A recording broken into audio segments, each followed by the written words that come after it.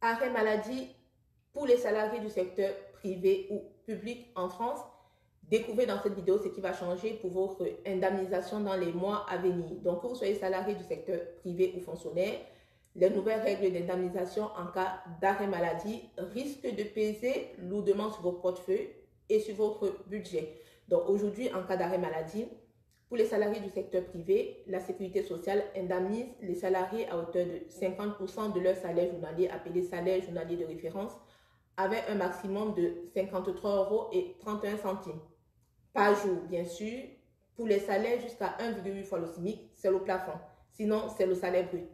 Et en général, l'employeur complète pour garantir 90% du salaire. Donc, ce qui va changer pour les salariés du secteur privé à partir du 1er avril 2025, c'est que le plafond d'indemnisation va passer de 53,31 € à 41,47 € par jour et il va s'appliquer aux salariés qui gagnent jusqu'à 1,4 fois le SMIC contre 1,8 fois le SMIC aujourd'hui.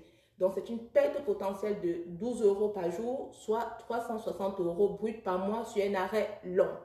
Qui sera le plus touché? Les salariés avec moins d'1 an d'ancienneté sans complément employeur, les salariés qui travaillent sans régime de prévoyance et les jeunes en CDD ou en début de carrière qui vont subir une baisse brutale de revenus en cas d'arrêt maladie.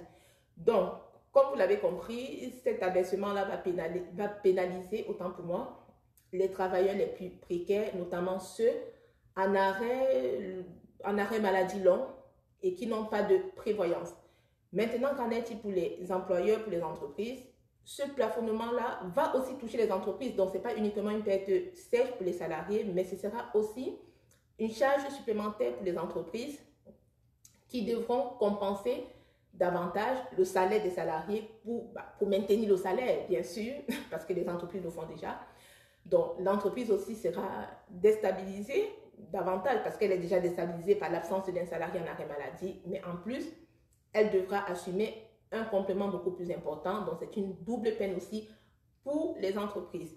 Qu'en est-il pour les fonctionnaires? Les fonctionnaires aussi seront touchés parce que à partir du 1er mars 2025, le régime des fonctionnaires va évoluer par rapport à cette réforme-là. Donc, aujourd'hui, en cas d'arrêt maladie, d'arrêt de travail, un agent public, un fonctionnaire, conserve 100% de son traitement dans son salaire. C'est ça le salaire d'un fonctionnaire pendant les 3 premiers mois.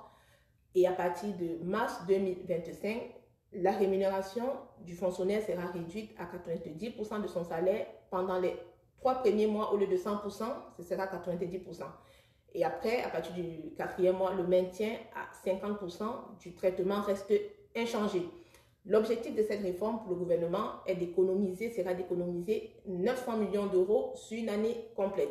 Donc, vous, que pensez-vous de cette nouvelle mesure, Est-ce que pour vous, c'est une réforme injuste qui viendra pénaliser les plus fragiles ou c'est un mal nécessaire pour rééquilibrer les comptes publics? Donc, je vous laisse me donner votre avis en commentaire et partager cette vidéo pour informer votre entourage et vous abonner si ce n'est pas encore fait. Je vous dis à très bientôt. Ciao!